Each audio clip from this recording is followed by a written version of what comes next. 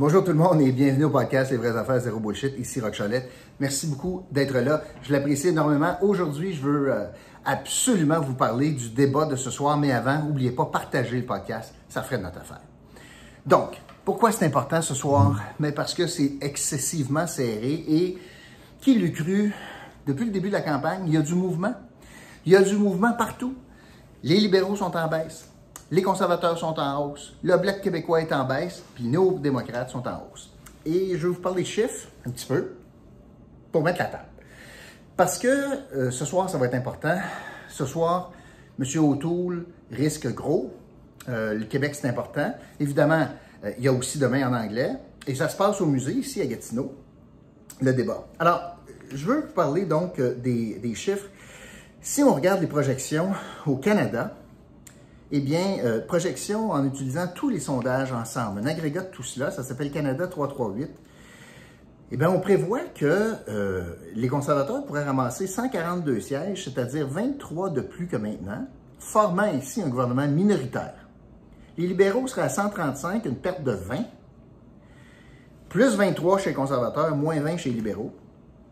Le NPD gagnerait 10 sièges, passerait de 24 à 34.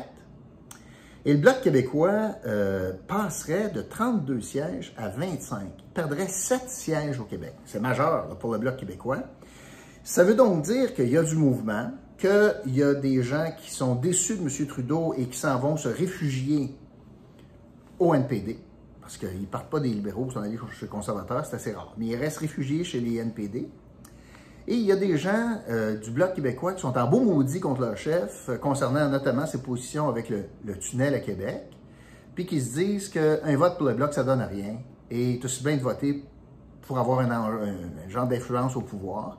Alors, il y a pas mal de monde qui risque de s'en aller chez les conservateurs, notamment avec le contrat de M. O'Toole.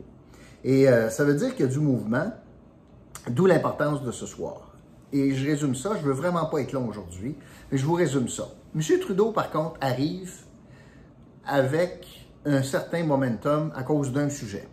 En fait, à cause de deux sujets, je devrais dire. Premièrement, il paraît l'homme fort de la COVID. Avec toutes les manifestations, puis les mouvements de colère, puis d'arrogance, de violence envers lui, bien, démontre que pour ce tout petit groupuscule de gens qui sont des anti-tout, anti-vaccins, anti-masques, anti-mesures, anti-confinement, anti-tout, eh bien, il est le démon incarné, bien, ce qui prouve que à la vaste majorité des Canadiens, probablement que c'est l'homme de la situation.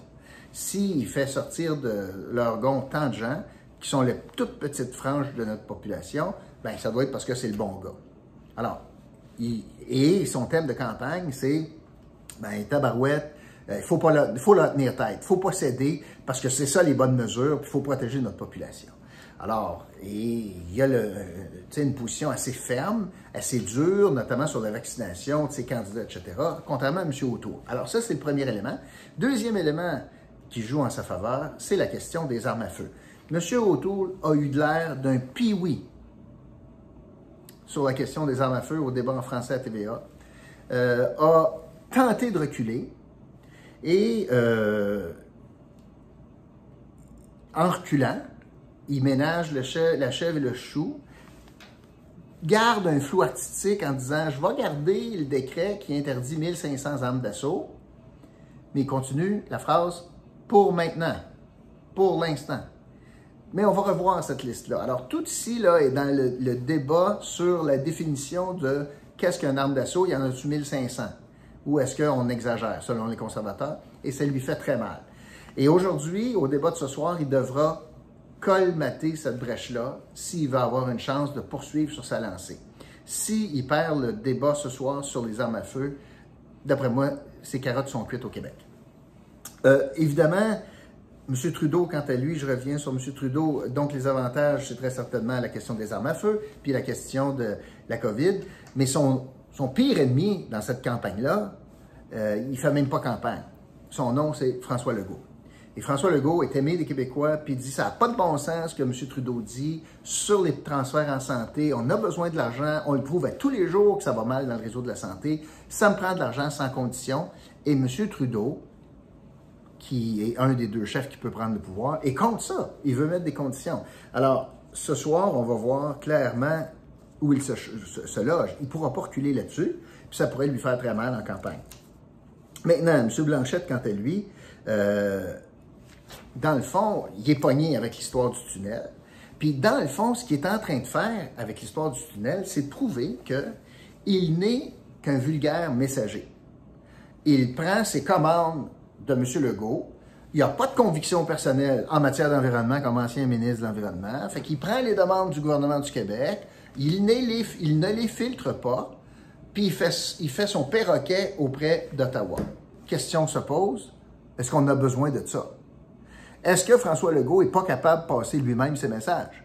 Moi, je pense que les résultats des sondages nous montrent que oui, les Québécois pensent que tant qu'à avoir un porte-parole qui s'appelle Yves-François Blanchette, t'as bien d'avoir le vrai gars, qui s'appelle François Legault, puis on n'a pas besoin de Blanchette, t'as bien de voter avec du monde au pouvoir pour être capable de les influencer sur le bon bord.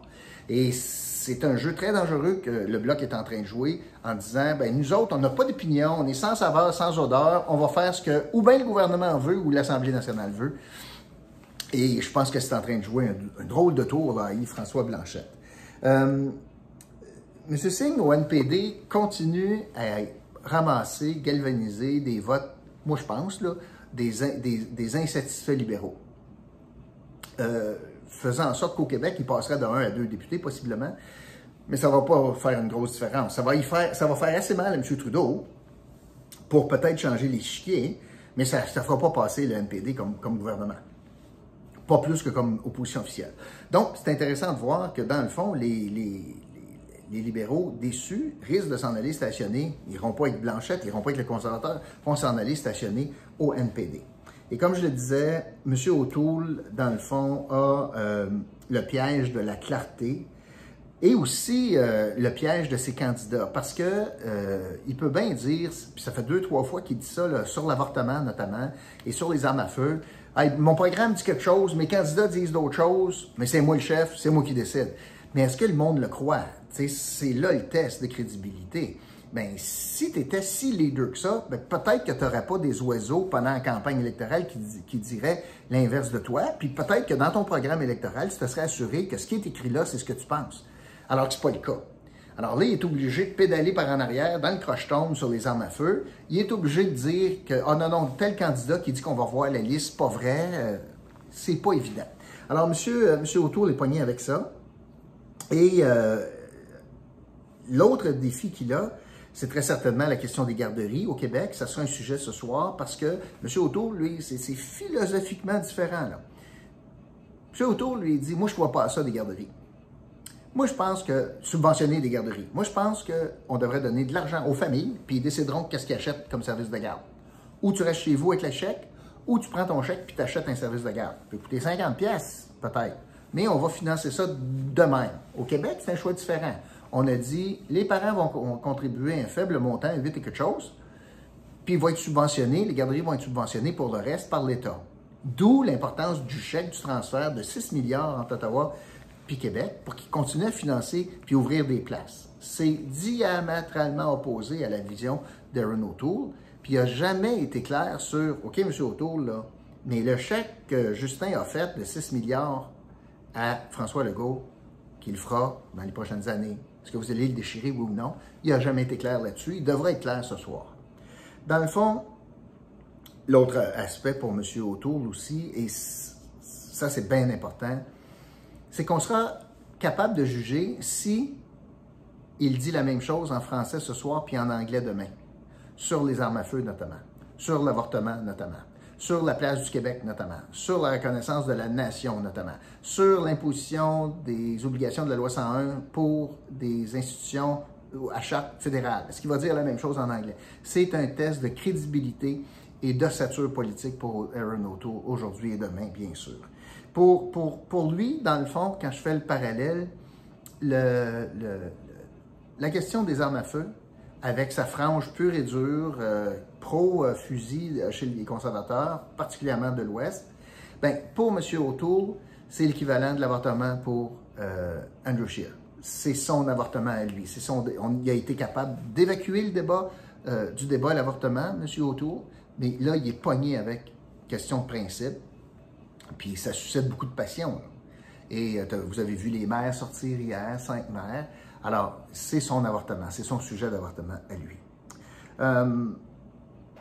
Donc, ce soir, pour terminer sur ça, Erin O'Toole, à mon sens, sera la cible de toutes les attaques.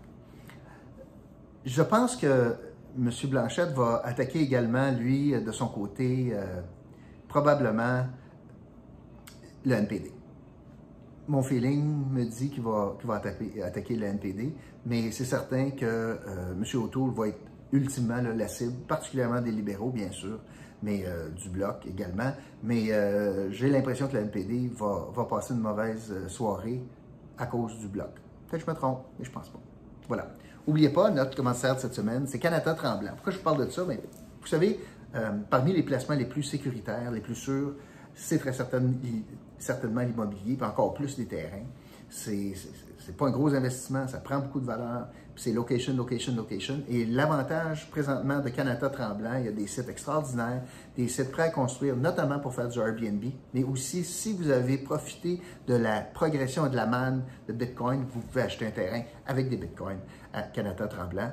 Ça s'en vient, et ça, c'est une des premières que je vois là, ici au Québec, pour acheter des choses d'importance. Alors voilà, c'est ce que je voulais vous dire. Évidemment, demain, je vais revenir sur l'analyse du débat de ce soir. Alors, bon débat tout le monde, que je vous retrouve demain pour un autre podcast, Les vraies affaires, zéro bullshit. OK, salut.